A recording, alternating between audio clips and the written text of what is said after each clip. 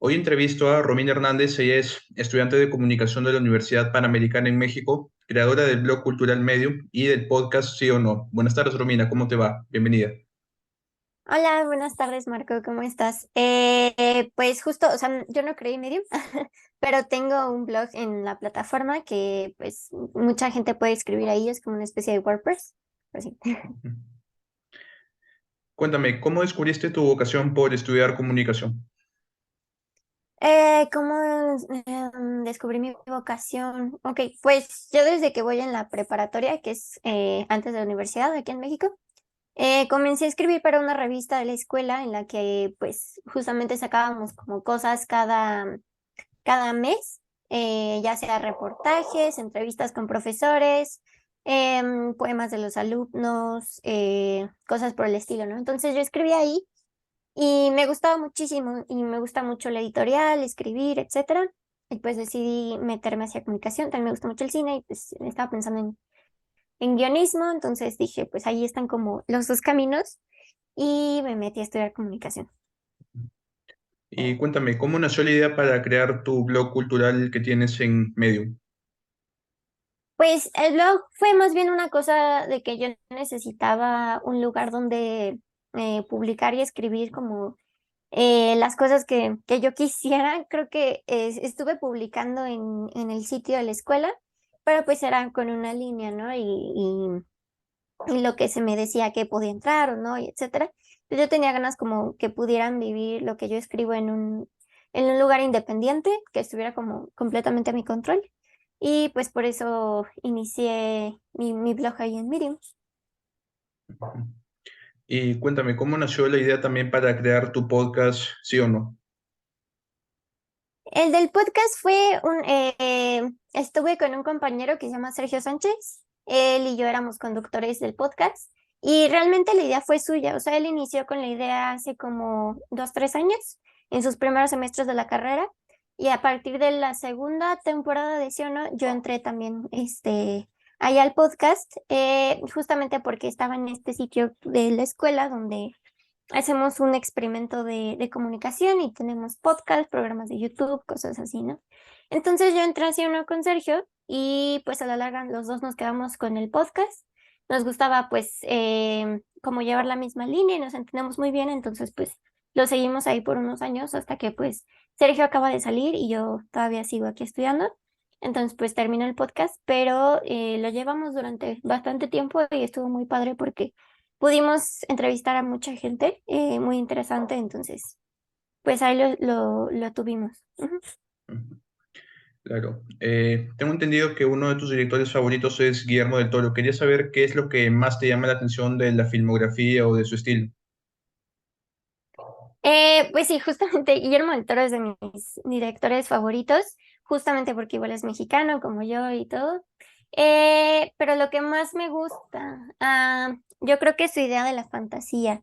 Él siempre cuenta esta anécdota de que cuando era niño le tenía mucho miedo a los monstruos, entonces se quiso hacer amigo de los monstruos para que lo dejaran en paz.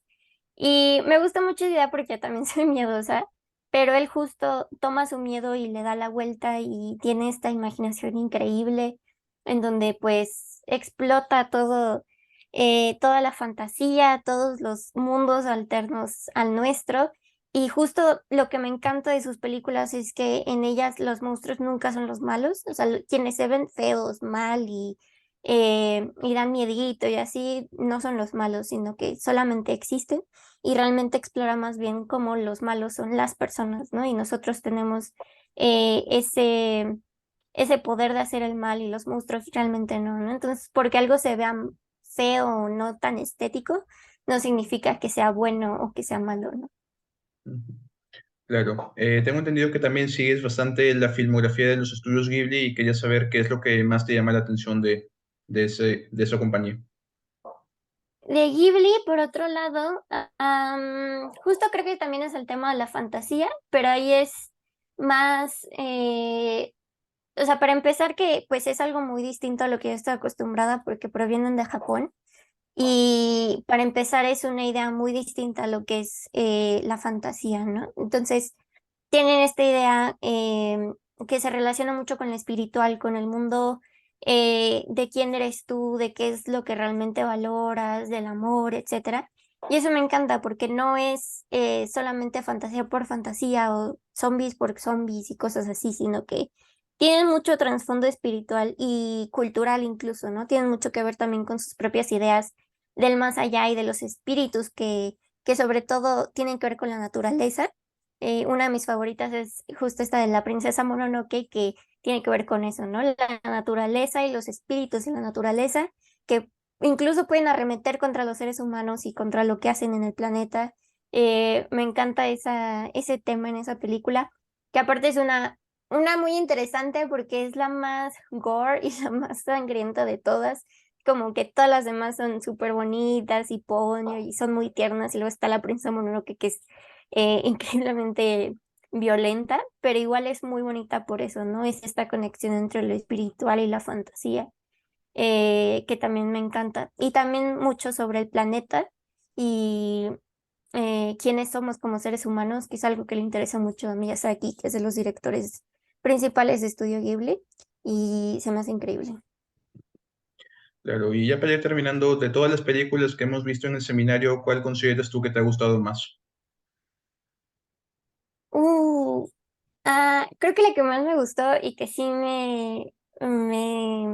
no sé, me impactó muchísimo fue la de la muerte de Jaime Robles. Este documental creo que para empezar me lo encontré en YouTube, que es una cosa bastante extraña porque el director mismo lo había subido a YouTube y yo dije, wow, o sea, no está como esta importancia de tener los derechos y de que tienes que pagar para ver esto, sino genuinamente la intención de quiero que todo el mundo vea lo que grabé y esta historia que tengo que contar, ¿no? Entonces, para empezar, eso me gustó muchísimo. Y luego creo que su narrativa es muy delicada y toma el tema de una nueva manera, no empieza como, ok, esta era tal persona y le pasó esto y fin, ¿no? Como la estructura lineal usual en el cine, sino que desde el inicio te dice, lo mataron, pero te habla tanto de él y de lo que hizo y de verdaderamente quién era como persona, que ya cuando a la mitad de la película te muestra el féretro, es una imagen tan poderosa, pero tan poderosa porque ya te construye el personaje de tal manera que cuando se habla de su muerte, te dan hasta ganas de llorar porque dices, es que, ¿por qué lo mataron? Entonces, es muy impactante, es además una historia que yo no conocía y que tiene mucho que ver también con la historia de Latinoamérica, de México incluido, como estos problemas políticos y toda esta maraña de dictaduras, entrar, salir, ejércitos, guerras, guerras sucias. Aquí se le llama guerra sucia justamente este conflicto que hubo entre los militares y algunas otras personas y pues la manera en la que se deshacían de ellos, que era terrible, ¿no? Y era de tortura y etcétera. Y pues eso se repite en toda América Latina y entonces creo que también la historia de la muerte de Raúl se vuelve una historia muy latinoamericana y me encanta eso. Entonces creo que si tuviera que elegir una película, porque vimos muchas muy buenas películas, yo elegiría la de la muerte de Robles. Ujú. Claro. Listo, Romina, gracias por tu tiempo, gracias por concedernos esta pequeña entrevista y nada, suerte en todo lo que venga y un saludo hasta México. Muchas gracias. Un saludo también hasta allá.